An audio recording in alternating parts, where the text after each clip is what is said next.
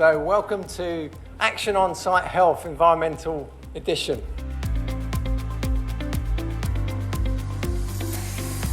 So yeah, we're here at Whittlebury Hall and RVT are hosting the Action on Site and Health and Environmental event, which is the first of its kind. So we've got a great lineup of speakers today, but as you're probably aware, we've been running these Action on Site Health events for a few years now.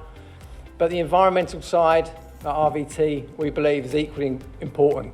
It's a really nice event to come to today because it's brought together people from different sizes of construction industry. So we've got big construction, tier one construction contractors, but we've also got smaller businesses as well. And it's been really exciting agenda talking about all sorts of different aspects of environmental management. Protecting the people for us is actually getting right to the nub of what it is, who you are, and making it absolutely inclusive. And as an industry, we've got a long way to go. So we started off the day with a very nice breakfast. We had a number of amazing presentations in relation to sustainability and how we should better protect the environment and what we should do going forward. We need to work within communities in construction. And we are being impeded still because we're not working together effectively enough. Let's be honest, we trash the place where we go and work. So we have an impact not only on the environment, but on the people around us as well. Environment and sustainability is now really top on the agenda, and we need to be doing all we can to deliver in that space. We all need to be making sure that we're sharing, we're collaborating, we're working together to actually achieve what we want to in relation to environment and sustainability excellence. We have to keep the up high on the agenda or she'll get complacency drop in, or we forget, we take shortcuts, we'll slip back into our old bad ways if we don't. Unless we start to drive down our environmental impacts, then we're not going to carry on as a business and grow and develop that business to where it wants to be. So my presentation today was about managing silty water off construction sites, and my passion is to try and remind people to plan ahead before it rains. Don't come to me when it's raining and say you've got a problem.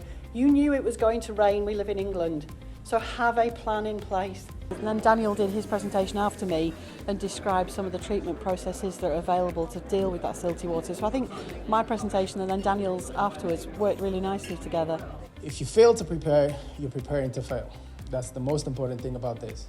Our environment needs protecting as part of your way of life, and contaminated water, even if it's only containing silt or mud, can cause long-lasting damage to the environment. You want something that does the job and something that you know does the job.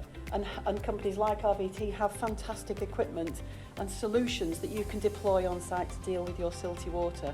We've had an action-packed day, networking this morning, followed by a quiz. We asked questions about environmental sustainability and the different types of alternative fuels. And this really gave a platform for people to start thinking about the different elements of sustainability, followed by an action planning session where everybody got to discuss their ideas and put some plans into action. So from the feedback we've had, I'd say a lot of people have been very receptive of the whole event, and we're hopefully going to be able to organise something similar in the future. So where we can share best practices and we can share information across the industry, because that's the only way we can basically start to be more sustainable. If you're an environmental manager or someone responsible to manage environment in any sort, I would recommend to come here so you have the opportunity to saw other people of your same situation or level and network and lead an environment on your own company.